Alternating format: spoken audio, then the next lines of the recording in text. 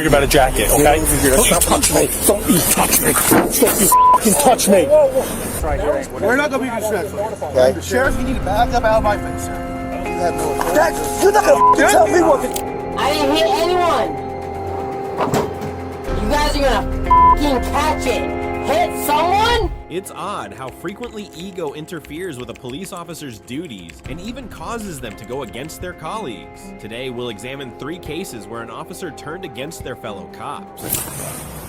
They washed off. Yeah, then get rid of it. Okay. That's ridiculous. Okay. You're a sergeant for that. The police chief showed up at a DUI investigation while drunk, and the other officers chose to deal with it on their own. Don't argue about a jacket, okay? Get over here. Don't you touch me. Don't you touch me. Don't you fucking touch me. You have a problem? You grabbed me! What? Now get out of here! On November 9th, 2023, the officers were shocked when their police chief arrived in casual clothes during an accident investigation. He then pulled one of the on-duty officers aside to criticize his uniform. I can't get any... Can you tell me your first name at least?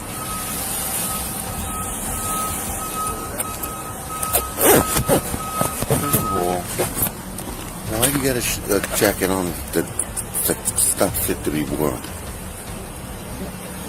What's on the back of it? What do you mean? Look, gonna tell me what's on the back of it. They washed off. Yeah, then get rid of it. Okay. That's ridiculous. Okay. You're a sergeant for that. Okay, Chief. Let me work this DWI, okay? The sergeant gets annoyed during an investigation, but the inebriated controlling chief has other plans. Come over here. Chief, I'm on a DWI. Come over here. Chief, I'm on a DWI. Get over here. I'm on a DWI.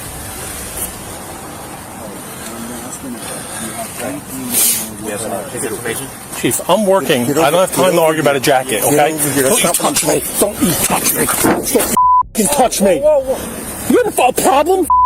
You grabbed me. Now get out of here before you get a problem. Take him, man. Take him. No, you're going to go in. Take him. The chief allegedly attempted to pull the sergeant away, who reluctantly complied. Drunk again. The chief supposedly tried to pull the sergeant away, who reluctantly went along. Chief, you're going to get locked up. You grabbed me. I asked you 3 times to leave me alone. You're obstructing my DWI. Billy, come over here. Take that back. The chief then tries to accuse the sergeant and threatens to dismiss him. That's the first thing. Billy, I'm trying to get away from everybody. Shut up, because you're in trouble now. Stop, I'm not please, in stop. trouble. Stop, I'm not in stop, trouble. stop. You're going to be in trouble. Stop, You're gonna be Billy, in trouble. Billy. Chief, I'm working at DWI. I'm listening to you. Okay. Shut up. No. You're in trouble because this is the first thing. First of all, I was about to say to you, you stupid. I was about to say to you, what do you need OEM for? You're embarrassing me in front of the men about the jacket. No. That's neither here nor there. Okay. That's neither here nor there. Now we got a real problem, Billy. Yeah, we do. I know. We do. All right, you're going to have to go inside. No, how about we do No. this? No. We go inside. Billy, you're going to have to go inside right now with me. You're going to have to go inside and We're in a serious collision. Billy, you're not doing anything when I'm on the scene. Okay. Angry, the sergeant tells the chief he's engaged in a vital fight. However, the chief replies with these words. Okay. You should know better than this, my friend. No. Listen to me. Grab me.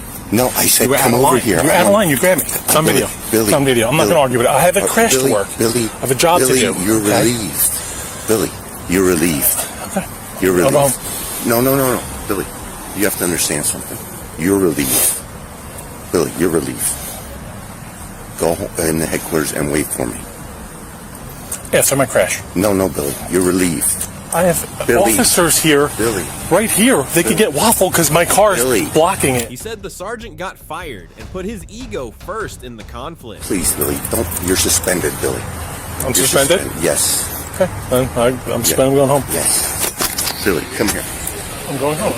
We can't talk. I'm suspended. No. No, I'm suspended. I'm You're going to headquarters home. and you're going to wait for me there. No, I'm not. I'm suspended. I'm going home. You're going to go in the headquarters and wait for me there. Let me work my crash. No, This is why I'm here. Billy, you're suspended. All right, if I'm suspended, then I'm not going to wait inside. Nothing more to say. No, Billy. You have to. Let me explain something to you. Billy, you're suspended. The incident also shocks the other cops. Wait for me in there. That's an order. Can you do me a favor?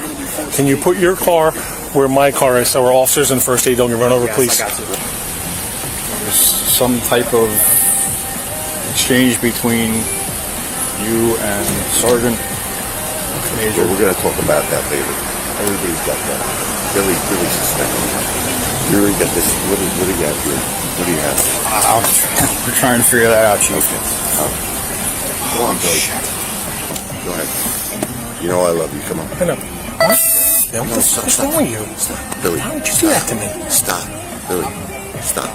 You got enough problems already. Please. The chief was initially placed on paid leave, making $222,500. However, when the public saw this video, the sergeant was reinstated, and after 40 years on the force, the chief got fired. On January 30th, 2024, Lexington police spotted a car speeding. They quickly carried out a traffic stop and pulled the driver over. However, when they approached, they were shocked to see who it was.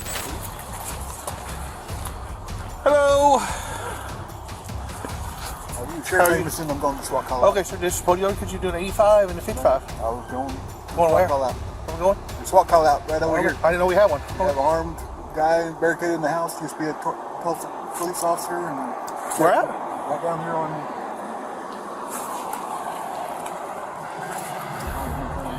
Here in Lexington? Yeah. We have an armed person we don't know about. Cleveland County Sheriff Chris Amazon was caught speeding on his way to a SWAT call. Surprisingly, the Lexington Police Department was unaware of this incident. They then contacted the police chief to investigate the situation. All right, I'll call our chief and let him know. 301 next. According to the Cleveland County Sheriff, we have a hostage situation at that location.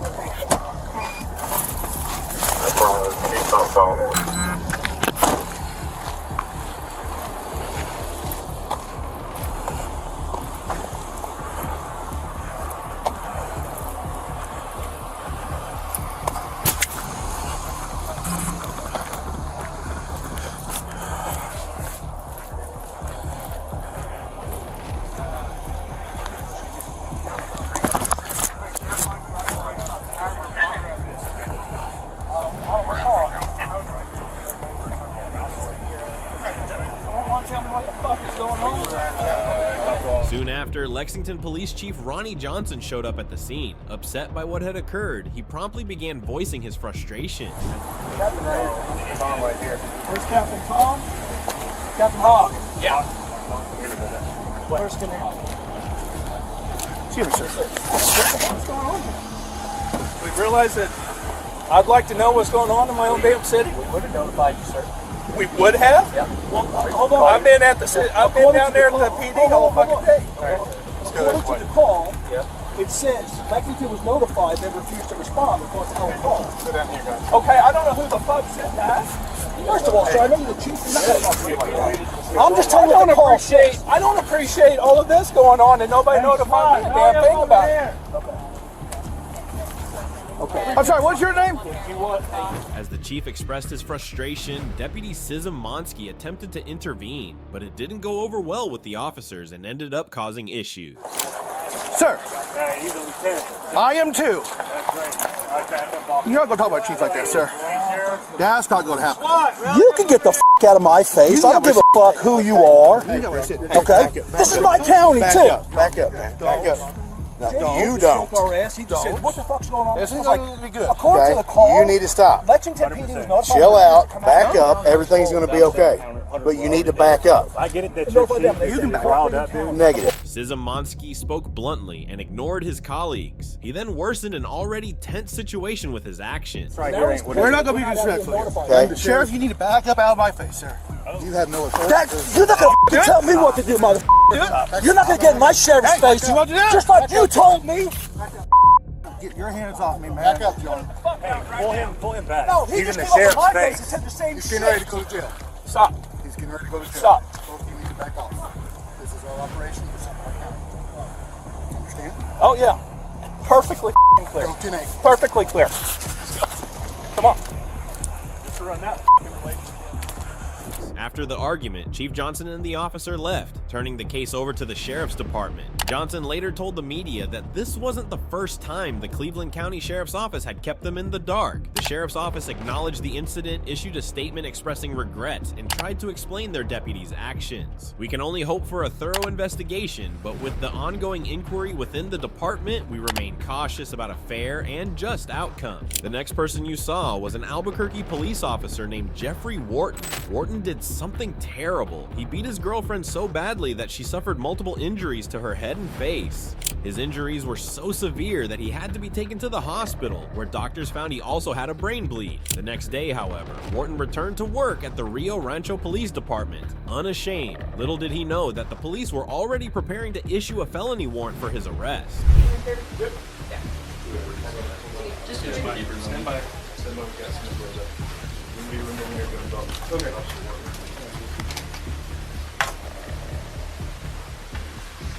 Just the two? Yes, no, maybe.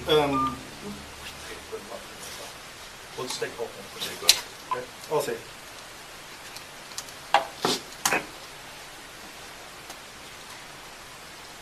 Do you have any other weapons on you? No. Wharton walked in, fully dressed in his uniform. However, he had no idea that everything was about to change. The best part was that a female officer was the one who took charge of the situation.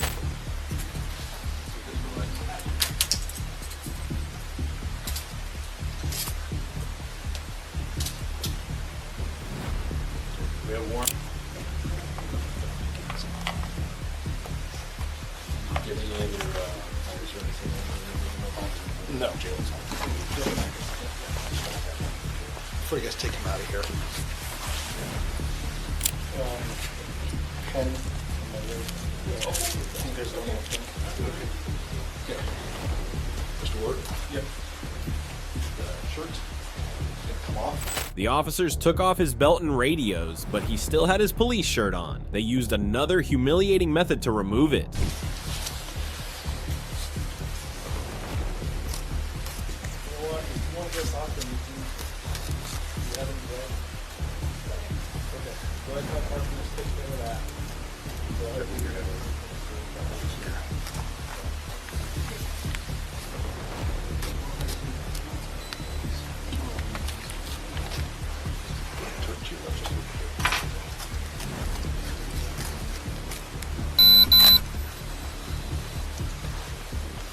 Here, come right here. Attention. There we go. Take that. And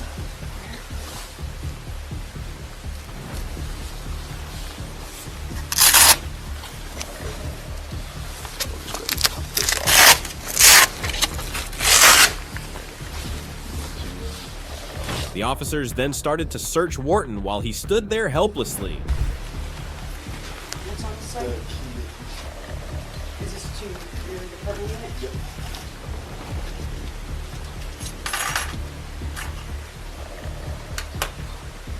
Is this to your backup to your unit?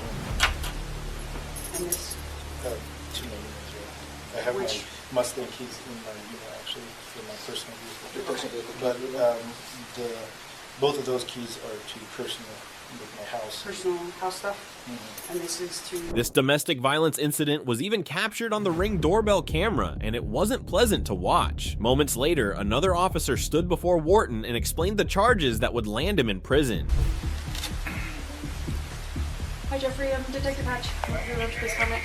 I'm just going to give you a little bit of an explanation as to why we're here, okay? So right now we do have a warrant for your arrest. It's for aggravated battery, it's a false number. 2 counts of that, kidnapping and interference with communication. Okay, so those are the charges that are pending right now. I do want to give you the opportunity to talk to us and tell us your side of the story. Do you want to take that opportunity? Not after hearing that. Okay. All right, then we'll get you down to SUAC. Soon after, the disgraced officer was escorted to the police car and then taken to the Sandal County Detention Center.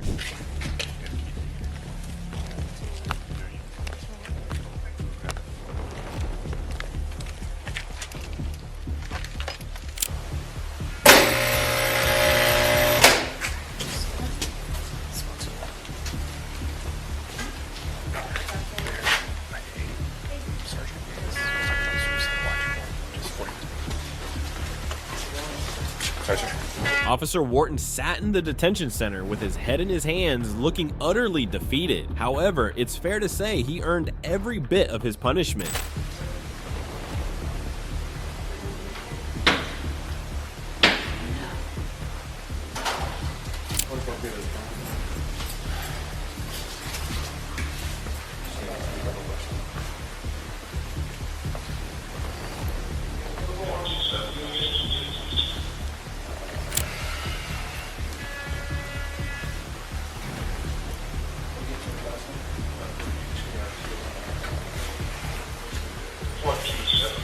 He was finally taken into custody on charges of kidnapping, aggravated assault, attacking a family member, tampering with evidence, and several other offenses. Soon after his arrest, Wharton stepped down from the Albuquerque Police Department. At the trial, Wharton admitted to aggravated assault and was given 3 years of probation. By that time, Wharton had spent 6 months in jail and was let out. The next incident involves off-duty Apopka police officer Sarah Mooney, arrested for DUI after a crash. This highlights the importance of responsible behavior, especially for officials, and serves as a reminder of the severe consequences of drunk driving and the need to obey traffic laws for safety. One person that was flagging me down for this accident, who's saying she's law enforcement and she appears intoxicated. But as I was driving past, she was up against this SUV. And the officer, I don't know if she could be armed. If you guys are good to go, if you want to, whatever you want. Following the accident, the situation intensified when Sarah forcefully claimed her police authority to the victim.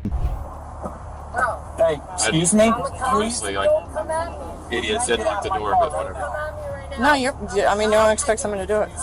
Right now. I need you to Hit my car right now. Don't come at me, ma'am. Nothing. I would ask you. Nothing. I would ask I'm you. a cop. That's a driver's side? This right here. Yeah, right here. I would ask you to Okay. step away from my And I'm vehicle. gonna ask you to let's be. I just didn't know if she had a freaking gun, and I was Yeah, like no, you're good. freaking out a lot. Hit my car, Ma'am, sir. please, Sir. please back away from my vehicle. Sir. I do not want this to escalate. It's escalating. My car's right there. I'm a cop. Came at me. Hit my car. I need you to. No, I need you to please make away. If you want to get a Did cop, she, right there, did she touch you? Yeah, I mean, it's just pushing me, and that's why I was like, Okay, so I'm she just did like touch, she did touch you and push you? Yes. Okay. And I'm just like out at this point. I'm like, Please move away from it. Do you have any weapons? thought he's just being an Oh, okay, I got you. and I'm fine with like he literally just hit me right here. Okay. So as far as her giving me a ticket, Uh-huh. I'm a law enforcement officer. Okay. So he literally ran into me as I was coming off, like driving here. He hit me. I feel you. So, I'd rather say that I don't believe you. We just have, I mean, you know how it works. We have an independent witness that you don't know, he doesn't know, that says differently. It says they saw you. He's a that's what. Okay. Why do you think that? Because he yelled at me the second I got out of my car and Okay. went up to him and tried to talk to him. Okay. Are you armed, by the way? Do you have your gun on not you? at Okay. all. Just make sure. Nope. Is there one in your car? Nope. Okay. When the boss asked about what happened, Sarah strongly defended herself, swearing at the victim and giving weak excuses. Her rude behavior showed her true colors. Even though there was clear video proof from the victim, Sarah tried to use her power to dodge responsibility, showing the need for honesty and professionalism in positions of power. During the investigation, the boss found out Sarah was also drunk. Her unclear statements made her situation worse, making her arrest more likely and proving that she was driving under the influence. Okay. So while we've been interacting with you, myself, other officers, the witnesses, they've been able to smell the odor of alcohol on you, just your speech, your bloodshot eyes, your mannerisms, okay? So we have reason to believe that you might be under the influence of drugs and or alcohol.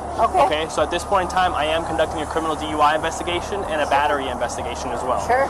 2 glasses of wine. 2 glasses of wine? Yeah. Okay. Anything else besides that? No. Okay. And he got out of the car, and as he's getting out of the car, you try to redirect him back inside the car. I never touched him. No? No. Okay. Is there a reason why he would say differently? I'm not sure. Okay. Why did you tell him so many times that you were a cop? I'm not sure. Okay. Did you think that was gonna make the circumstances any different with him or anything of that nature? I didn't do anything to him. Okay. At all. I'm just wondering because listen. I didn't do anything to him. Generally, most cops that I know, we don't shout that we're accosting people. Sure. On a scale of 0 to 10, 0 being completely sober and 10 being completely drunk, what do you think you're at? I've not drank. What do you mean? Not 5 minutes ago, you told me you had 2 glasses of cab.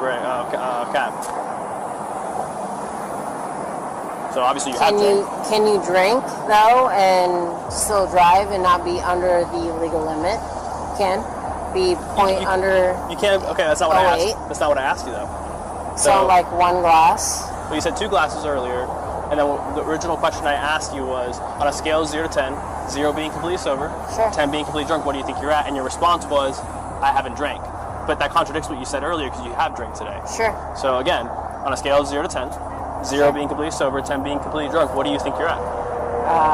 Maybe 2 glasses, maybe. Okay, so I understand you had 2 glasses. That's not what I'm asking you. On that scale of 0 being completely sober, all the way to 10 being completely drunk, what do you think you're at? Again, you're asking me what I'm at. 1 to 10. 0 to 10, correct. Okay. Okay. So I can be at home and have a glass of wine and be out and have 5 glasses of wine. It just depends on who you're asking, right? So I'm asking what you think your impairment level is, not how many glasses of wine you have drank. I can have a glass of wine right now and get home. Okay. I'll skip that question. It seems like you understand what I'm trying to explain. She was obviously drunk, stubborn, and unfocused during the investigation. She denied what she did to the victim. After finishing the investigation, the boss arrested Sarah for driving drunk, finding her behavior shocking and out of the ordinary. Okay. You guys on your back. At this point in time, you're being placed under arrest for DUI and battery. Battery. Do you know how the Orange County Jail works? Sir, you didn't give me like this. You're gonna get safe book, and you know how that goes. Okay. Sir, I didn't do anything to be safe booked. You're under arrest. The way you're acting is for what? Okay. For what? For DUI and battery. For what? Okay. Battery on what? On the person you hit. Who? Okay. I didn't hit anyone. She's confused. He meant for the person whose car she hit, but she doesn't understand that. I didn't hit anyone. You guys are gonna catch it. Hit someone? Battery? For what? Let me come at you. Battery for what? You're gonna take me down to Orange County for what? Battery on what? No, we'll do it all on the same page. Battery? Yeah. Why? Because you have a fight. Because you have a FTO. There's a camera right there. Right there. That's fine. Okay, I'm just letting you know. You're gonna book me for battery? I didn't touch anyone at all. And I never hit anyone's car at all. After the initial incident, Sarah Mooney faced serious charges, including assault, DUI, false imprisonment, and burglary. These charges show how serious her actions were and the potential harm they could cause, stressing the importance of following laws to keep everyone safe. Sarah Mooney's case shows that police officers must follow rules and act professionally. Her choice to drive drunk put public safety at risk and led to a crash. Her actions hurt the police's reputation and broke the public's trust. Police officers should be role models, showing responsible behavior on and off duty. This case highlights the need for honesty and professionalism in law enforcement.